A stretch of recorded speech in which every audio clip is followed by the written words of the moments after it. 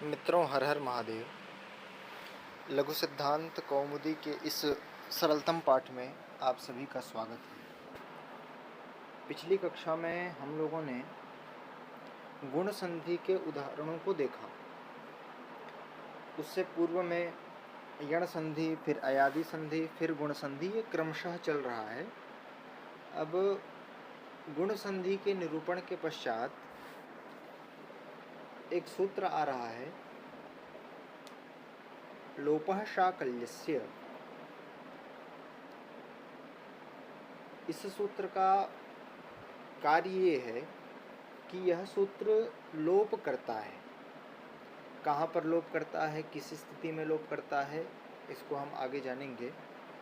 उससे पूर्व में इसके विषय में कुछ आवश्यक बातें हैं, उसे जान लेते हैं। महर्षि पाणिनि ने अपने अष्टाध्यायी नामक ग्रंथ में विभिन्न अपने पूर्ववर्ती आचार्यों के मतों का प्रतिपादन किया है। मतलब उनके द्वारा जो बताए गए नियम हैं व्याकरण संबंधित, उन नियमों को भी उन्होंने अपने ग्रंथ में स्थान दिया है। उसी क्रम में ये सूत्र है। पाणिनि जी से एक पहले के आचार्य हुए हैं व्याकरण के, शाकल्य। तो यह जो लोप का कार्य होगा वो शाकल्य ऋषि के मत में ही होगा। क्योंकि पाणिनि जी अष्टाध्यायी लिख रहे थे तो उन्होंने सोचा हुआ कि हमसे जो पूर्ववर्ती आचार्यों ने जो जो सिद्धांत दिया है उसको भी कहीं न कहीं यथा स्थान हम उनका भी मत रखें अपने ग्रंथ में। तो उसी दृष्टि से उन्होंने उन सभी आचार्यों के मतों को अपने ग्रंथ में स्थान प्रदान किया है। जैसे लोपः शाकल्यस्य हो गया, अभंगस्फोट आयनस्य हो गया। तो इसी प्रकार से बहुत सारे आप सूत्र पढ़ेंगे आगे। तो यह सूत्र लोप करता है, लेकिन लोप शाकल्य ऋषि के मत में होता है। तो चलिए देखते हैं पहले सूत्र का अर्थ। तो सूत्र की वृत्ति में लिखा है कि अवर्ण पूर्वयोः पदान्तयोर्यवयोर् लोपो वा अशि परे।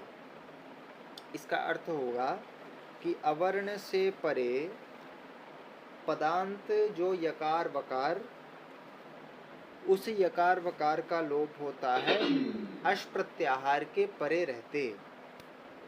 ये इसका अर्थ है। उसी को मैंने सरलता से यहाँ पर लिख दिया है आपके लिए कि अवर्णात् परस्य पदांत वकारस्य पदांत यकारस्य च संहितायाम अश्वर्णे परे शाकल्यस्य मतेन लोपः भवति।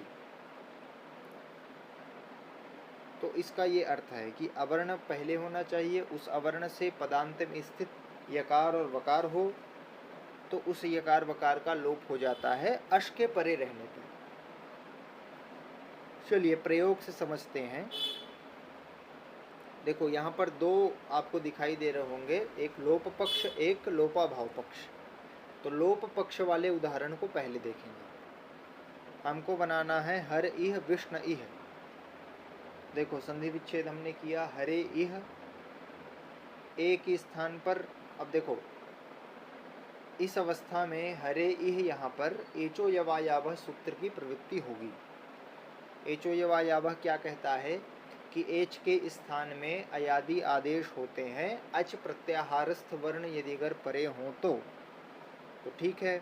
एच हमको मिल गया, हरे घटक रेफोत्तरवर्ती एकार। तो उसके स्थान पर हम क्या कर देंगे, अय आदेश कर देंगे, क्योंकि अच प्रत्याहारस्थ वर्ण परे है ई। तो एक ही स्थान पर अय हो जाएगा, तो हर अय इह। अब इस स्थिति में, इस अवस्था में लोपः शाकल्यस्य सूत्र प्राप्त होगा। अवर्ण हो गया अय घटक अ, उससे परे पदांत में स्थित हो गया यकार, और उस यकार से परे अश प्रत्याहार का वर्ण भी है ई। तो जितनी बातें सूत्र ने कही वो सब बातें यहाँ पर घटित हो रही हैं। तो यह का लोप हो जाएगा, तो प्रयोग बनेगा हर इह। वैसे ही विष्णु इह, इस अवस्था में ओ के स्थान पर अव हो जाएगा एचो यवा यावह से, तो विष्णु अव इह। अब पदांत में स्थित वकार मिल गया, पूर्व में अ भी है, यानी अ से परे व है, और उस व से परे ई है, तो उस व का क्या हो जाएगा, लोप हो जाएगा। तो विष्णु इह, ये स्थिति हो जाएगी। अब एक यहाँ पर शंका उत्पन्न होती है कि हर इह, यहाँ पर आपने वाका और या का मतलब क्रमशः विष्णु हर इह विष्णु इह में या और वा का लोप किया। अब जैसे ही ये या और वा का लोप हो जाएगा तो देखिए आप हर इह, यहाँ पर एक सूत्र की प्राप्ति होगी पुनः आद गुणा की। ठीक है, आद गुणा इस सूत्र की प्राप्ति हो जाएगी, क्योंकि हर घटक रेफोत्तरवर्ती जो आकार है उससे परे वो अवर्ण में आ गया, उससे परे ई का ई जो है वो अच प्रत्याहार में आता है। और आद गुणा क्या कहता है कि अवर्णादचि परे पूर्व परियोरे को गुण आदेशः स्यात्। अवर्ण से अच प्रत्याहारस्थ घटक वर्ण यदि अगर परे में हो तो पूर्व पर के स्थान पर कोई एक गुण एकादेश हो जाता है। तो यहाँ पर गुण एकादेश होना चाहिए, लेकिन वो कार्य दिखाई नहीं दे रहा है, आपको केवल हर इह ये दिखाई दे रहा है। तो प्रश्न होता है कि गुण क्यों नहीं हुआ। क्या प्रश्न हुआ कि यहाँ पर गुण होना चाहिए था लेकिन गुण क्यों नहीं हुआ। तो उसका समाधान हम दे रहे हैं आपको। एक सूत्र है पूर्वत्रा सिद्धम। क्या है सूत्र? पूर्वत्रा सिद्धम। इसका पदच्छेद करें तो इसका अर्थ हो जाएगा कि पूर्वत्र असिद्धम, यानी पूर्व में जो है वो असिद्ध होते हैं। आप अभी ये समझिए, इसकी वृत्ति में लिखा है कि सपाद सप्ताध्यायीं प्रति त्रिपाद्य सिद्धा त्रिपाद्याम अपि पूर्वम प्रति परम शास्त्रम असिद्धम। अर्थ लिख लीजिए इसका आप लोग। 7.25 अध्याय वाले सूत्रों की दृष्टि में त्रिपादी सूत्र असिद्ध होते हैं, और त्रिपादी में भी पूर्व के प्रति पर शास्त्र असिद्ध होता है। कहने का तात्पर्य है कि अष्टाध्यायी जो ग्रंथ है वो 8 अध्यायों में विभक्त है। ठीक है, पहले से लेकर के 8 अध्याय तक, तो 8 अध्यायों में विभक्त है। प्रत्येक अध्याय के 4-4 पाद हैं। ठीक है, अब यहाँ से ये जो पूर्वत्रा सिद्धम है, यहाँ से विभाग हो रहा है अष्टाध्यायी का। पहला भाग सपादी कहलाएगा और दूसरा भाग त्रिपादी कहलाएगा। तो कौन भाग सपादी कहलाता है, कौन भाग त्रिपादी कहलाता है, ये शंका होती है। तो अब देखिए, पूर्वत्रा सिद्धम, यह सूत्र अष्टाध्यायी के 8वें अध्याय के दूसरे पाद का पहला सूत्र है। 8 अध्याय हैं, 8वें अध्याय के दूसरे पाद का पहला सूत्र है। और इससे पूर्व, यानी जो जितने भी इससे पूर्ववर्ती जो सूत्र हैं, यानी 8वें अध्याय के पहले पाद, पहला पाद, पूरा पहला पाद, क्योंकि दूसरे पाद के पहले से तो ये प्रारंभ हो गया, तो 8वें अध्याय का पूरा पहला पाद। ठीक है, 8वां अध्याय और पहला पाद, यानी पहले अध्याय से 8वें अध्याय तक के पहले पाद तक के ये हो जाएंगे सपादी सूत्र। और 8वें अध्याय के दूसरे पाद से दूसरा पाद, तीसरा पाद और चौथा पाद, ये हो जाएंगे त्रिपादी सूत्र। ठीक है, अभी आपको समझ में आ जाएगा बहुत अच्छे से। तो 2 भाग हो गए यहाँ से, एक सपादी और दूसरा त्रिपादी। तो उन सपादी वाले सूत्रों की दृष्टि में त्रिपादी जो कार्य करते हैं वो असिद्ध कहलाते हैं। वो उनकी दृष्टि में सिद्ध नहीं है, असिद्ध हैं। वे मतलब कहने का तात्पर्य है कि वे उनके कार्यों को नहीं मानते। ठीक है, अब आप समझिएगा। देखो, एक सपादी होता है, दूसरा त्रिपादी होता है। मैंने बता दिया कि सपादी में कौन आते हैं, तो 8वें अध्याय के पहले पाद तक के जितने भी सूत्र हैं वो सपादी के अंतर्गत आएंगे, और 8वें अध्याय के दूसरे पाद से जितने भी सूत्र हैं, दूसरा पाद, तीसरा पाद और चौथा पाद, वो त्रिपादी में आएंगे। तो पूर्वत्रा सिद्धम क्या कहता है कि सपादी की दृष्टि में त्रिपादी जो होते हैं वो असिद्ध होते हैं। अब देखो, यहाँ पर आपने, अब वहीं पर फिर चलते हैं हर ई यहाँ पर। अब यहाँ पर आपने कहा था कि अवर्ण से परे अच है तो गुण क्यों नहीं हुआ, गुण का कार्य क्यों नहीं दिखाई दिया। तो देखिए आद गुण जो गुण संज्ञा का विधान, गुण संधि का विधान करता है, वो कौन सा सूत्र है, वो सपादी सूत्र है। क्यों, क्योंकि वो 6वें अध्याय के प्रथम पाद का 87वां सूत्र है, 87 नंबर का सूत्र है, 87। तो ये अब देखो सपादी का अधिकार कहाँ तक चलेगा, मतलब सपादी कौन कौन कहलाएंगे, 8वें अध्याय के पहले पाद तक के जितने, तो ये 8वें अध्याय से पहले है, 6ठे अध्याय का है, तो निश्चित रूप से ये सपादी कहलाएगा। और लोपः शाकल्य से जो कि लोप करता है, दोनों के कार्य आप क्लियर रखिए। आद गुण गुण करता है, लोपः शाकल्य से लोप करता है। आद गुण की दृष्टि में लोपः शाकल्य से का कार्य असिद्ध है, ये निष्कर्ष निकलेगा। तो देखो आद गुण क्या हुआ, सपादी सूत्र हुआ। क्यों, क्योंकि वे 6ठे अध्याय का सूत्र है। लोपः शाकल्य से त्रिपादी हुआ। क्यों, क्योंकि वे ये 8वें अध्याय के तीसरे पाद का 19वां सूत्र है। 8वें अध्याय के पहले पाद से जहाँ पर पूर्वत्रा सिद्धम सूत्र है, दूसरे पाद से जहाँ पर पूर्वत्रा सिद्धम सूत्र है, वहाँ से त्रिपादी कहलाते हैं।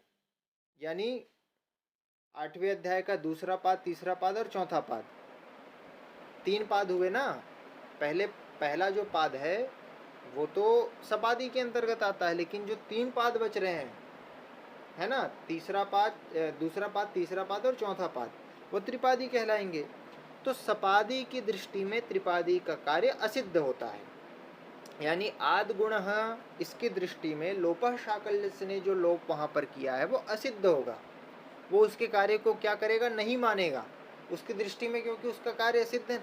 अरे भाई ऐसा होता है ना कि कोई व्यक्ति रहता है हमारे आस पास में, तो हम क्या कहते हैं कि बोले इसका कार्य करना नहीं करना एक बराबर है, यानी उसका कार्य वो किया भी रहता था हम नहीं मानते।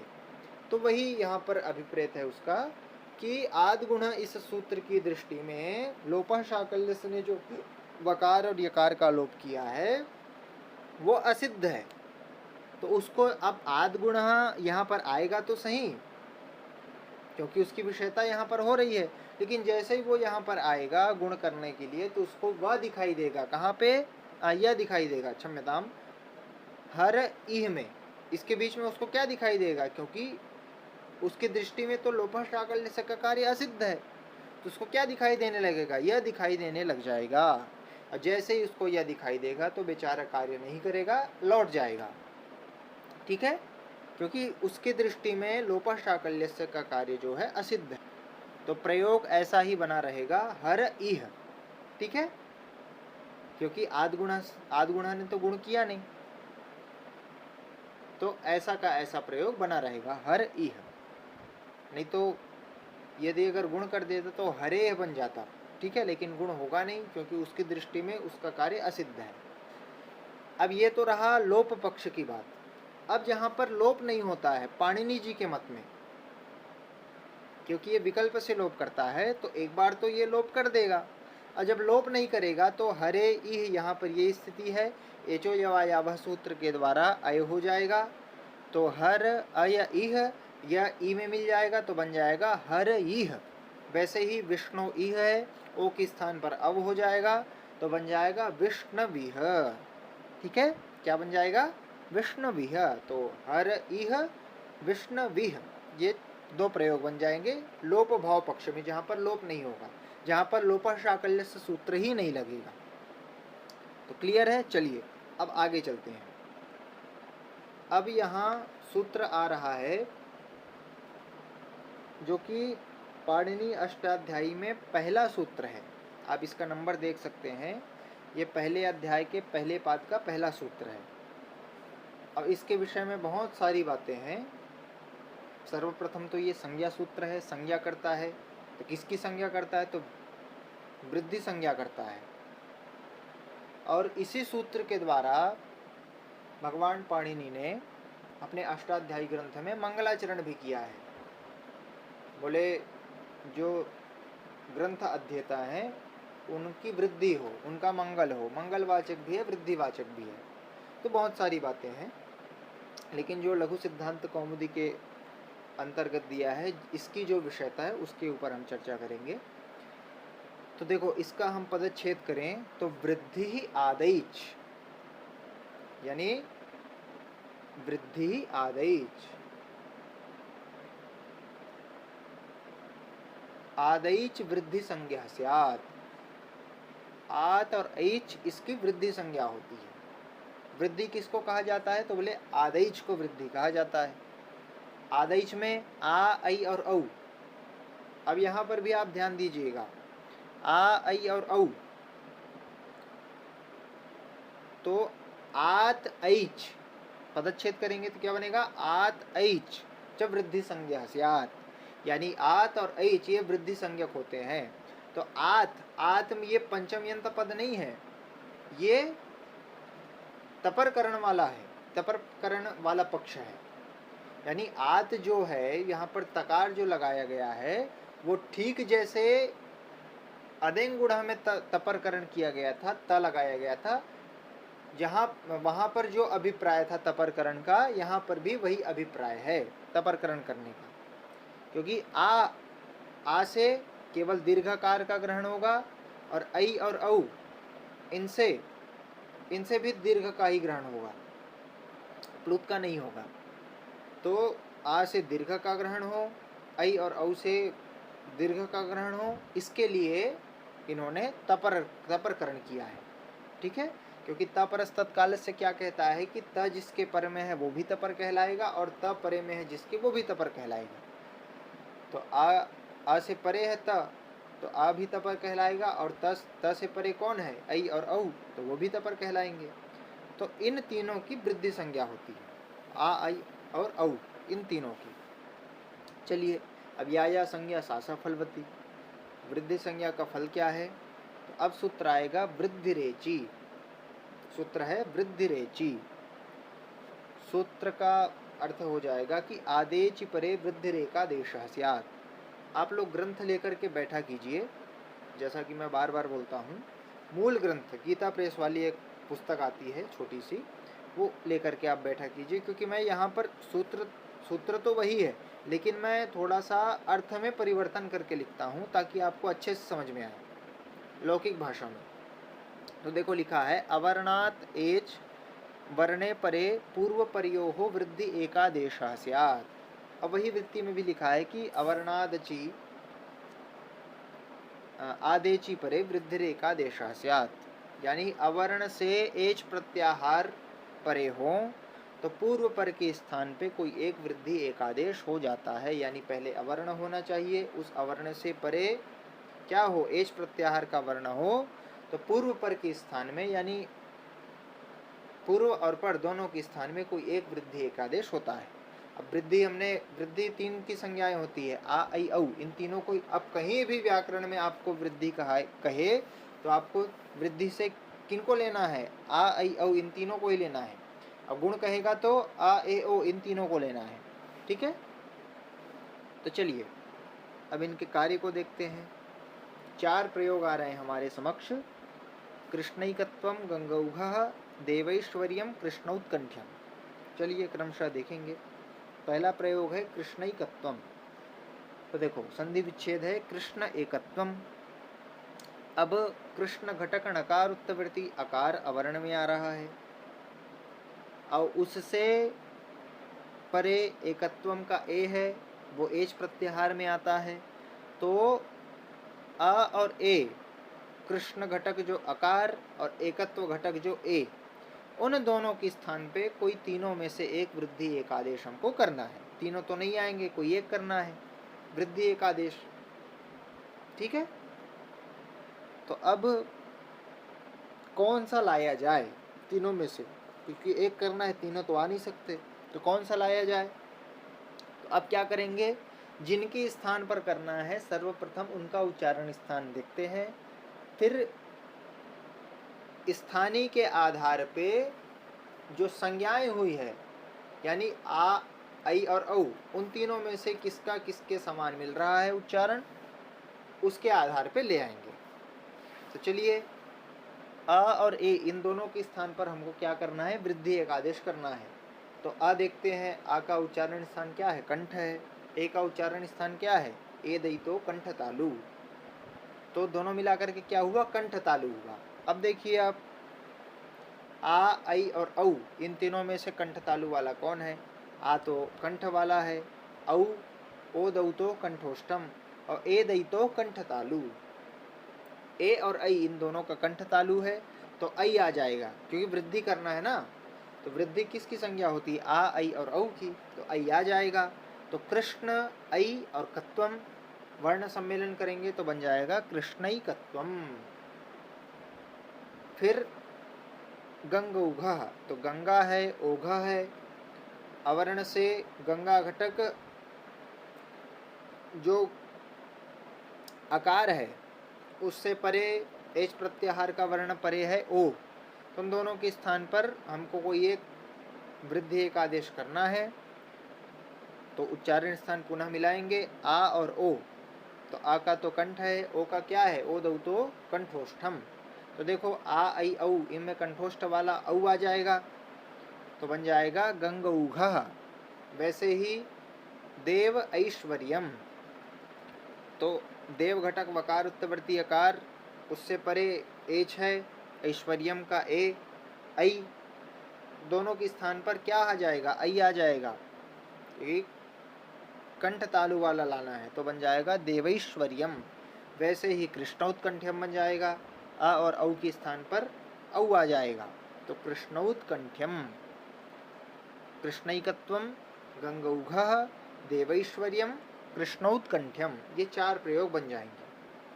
अब यहाँ पर एक प्रश्न आपको ये हो सकता है कि अवर्ण से एच अच प्रत्याहार यदि अगर पर में हो तो वहाँ पर तो गुण होता है, और आप यहाँ पर वृद्धि कर रहे हो, ऐसा क्यों? और दूसरा प्रश्न ये भी हो सकता है कि जब गुण से ही काम चल सकता था तो वृद्धि करने की क्या आवश्यकता थी? क्योंकि यहाँ पर गुण तो हो रहा है कि नहीं? अवर्ण से अच प्रत्याहार का वर्ण परे है, आ, ई, उ, रिल, री, ए, ओ, ऐ, औ, ये पूरे अच में आते हैं, तो गुण क्यों नहीं हुआ? वृद्धि क्यों हो गया? और जब गुण हो जाता है यहाँ पर, तो वृद्धि, इस वृद्धि राधेच और वृद्धि रेची को बनाने की आवश्यकता ही क्या थी? ये तो व्यर्थ हो गया। किसी ने प्रश्न किया तो कहते हैं, बोले पाणिनि जी का कोई भी एक भी शब्द, एक भी अक्षर, एक भी मात्रा व्यर्थ नहीं है, उसके पीछे कोई ना कोई प्रयोजन है, कोई ना कोई कारण है। तो प्रयोजन क्या है? वस्तुतस्तु ये गुण संज्ञा का अपवाद सूत्र है। आप आगे देखो, ग्रंथ में लिखा है कि गुणापवादः, ये गुण संधि का अपवाद है। ठीक है, यानी जहां पर गुण की प्राप्ति रहेगी उसको बाध करके ये लग जाएगा। कौन? वृद्धि रेची। अब देखिए यहां पर विभाग हो जाएगा। विभाग कैसे होगा? अवर्ण से यदि अगर अ, ई, उ, रिल, री, ये 5 वर्ण परे हों, ठीक है, तब तो निसंदेह वहां पर क्या होगा? गुण ही होगा। आंख बंद करके वहां पर आप गुण लगा दीजिएगा। लेकिन जहां पर ए, ओ, ऐ, औ ये 4 वर्ण रहेंगे अवर्ण से परे, तो वहां पर गुण नहीं होगा, अपितु वहां पर वृद्धि होगी। ये निष्कर्ष निकल जाएगा इस सूत्र को पढ़ने के पश्चात। ठीक है, तो ये गुण का अपवाद सूत्र है। तो ये उसका अपवाद सूत्र है, किसका? गुण संधि का। तो चलिए आज के लिए इतना ही। अगली कक्षा में फिर एत्यधत्योत्सु इस सूत्र से आप पाठ आरंभ करेंगे। धन्यवाद सभी का जुड़ने के लिए। हर हर महादेव। पुनर्मिलान।